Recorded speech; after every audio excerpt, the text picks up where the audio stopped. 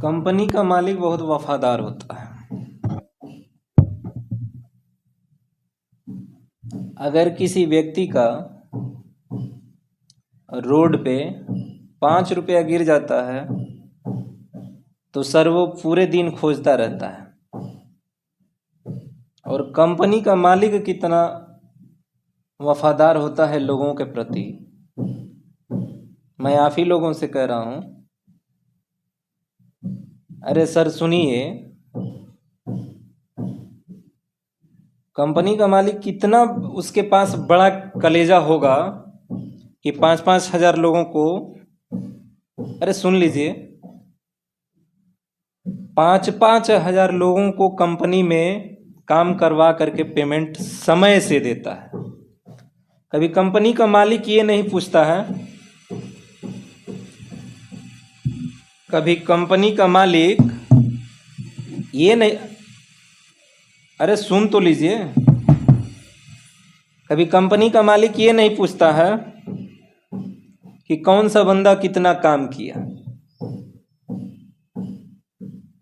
क्योंकि उसको पता है कि नीचे वाले काम करते हैं तो हमारा कंपनी चलता है।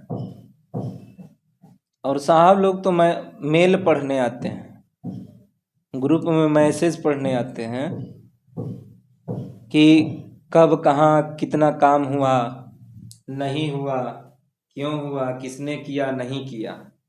मजेदार बात तो सर ये है, कंपनी में वही व्यक्ति काम कर पाएगा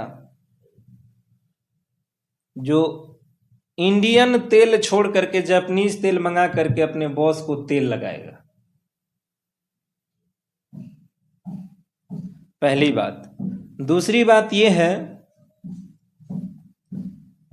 कि कंपनी के भीतर जो व्यक्ति टैलेंटेड होता है उससे नॉन टेक्निकल जो मैनेजर होता है, जो इंजीनियर होता है,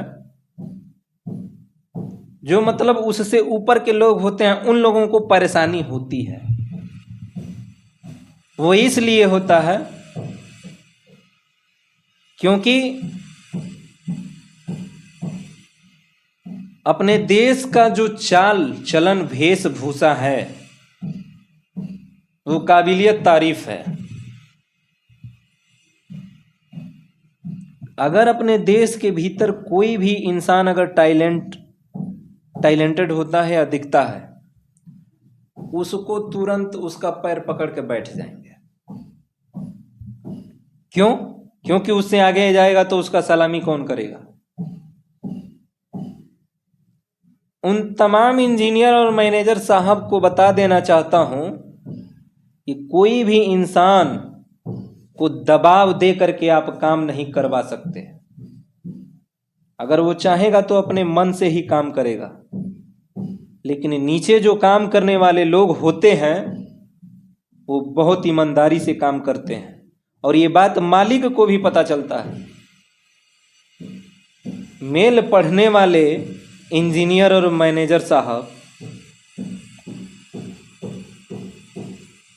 कंपनी का मालिक भी जानता है कि आप कितना काम करते हैं, ऐसी बात नहीं है। ये जो कंपनी का मालिक होता है ना, उसको पता होता है कि जो ऊपर वाले लोग होते हैं वो कितना काम करते हैं। ऐसा बात नहीं है कि उनको पता नहीं होता है। लेकिन ये जो कन्हैया है ना, इसके खून में नहीं है कि किसी का तेल लगा करके काम करेगा। और मैं आप लोगों से ये बता देना चाहता हूं कि अगर जो लोग काम करने वाले हैं,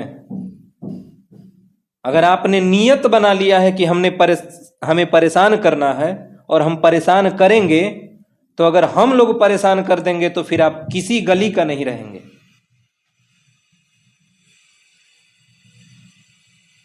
इस बात को पूरी मजबूती से मैं बता रहा हूं। और नियम और कानून एक बार बनता है, एक बार फॉलो होता है। लेकिन धन्य है वो कंपनी का मालिक जो नॉन टेक्निकल, जैसे जो किसी काम का नहीं है, वैसे लोगों को सैलरी 1.5-2 लाख रुपया देता है, केवल बंदों को परेशान करने के लिए, डिमोटिवेट करने के लिए। लेकिन एक बात सुन लीजिए, रिजाइन देने वाला जो बंदा रिजाइन दे करके डर से भाग जाता है, वो जीवन में कुछ कर नहीं पाएगा। बहुत फोन करने की जल्दी है, अरे उतना ही जल्दी है तो करके दिखा दो, प्लान बना लो, वो प्लान को जो कंपनी का मालिक है उसके यहां तक रखो। बीच बीच में इधर का उधर, उधर का उधर राजनीति करके काम चलेगा? राजनीति करना है तो अपने देश के भीतर 2-2 सदन खुले हैं, लोकसभा और विधानसभा। जनता इंतजार कर रही है आप लोगों जैसे लोगों को कि कब मैनेजर साहब आएंगे, राजनीति करेंगे, 50 गाली देंगे। ऐसे ही वोट मिल जाएगा आप लोगों को। दिक्कत किस बात का है? दिक्कत इस बात का है कि जो मालिक का वफादार है उसको परेशान करें। अरे भारी बेशर्म मैनेजर हो यार तुम लोग। और एक बात दिमाग में रख लो कि तुम भी कंपनी में कार्यरत हो और कंपनी का गुलामी ही कर रहे हो। अगर मालिक बनना है तो घर पे बैठे रहो। घर पे बैठ करके अगर मालिक बनते तब हमें लगता कि हाँ तुम मालिक के लायक हो। और ये डेली डेली जो रूल और रेगुलेशन चेंज हो रहा है, तो भारी बेशर्म जो रिजाइन देने वाले हैं वो हैं। और जो टार्चर की भावना आ रही है उसको कौन नहीं जानता है? मालिक भी जानता है। और जहां मालिक के यहां जो रिपोर्ट करते हो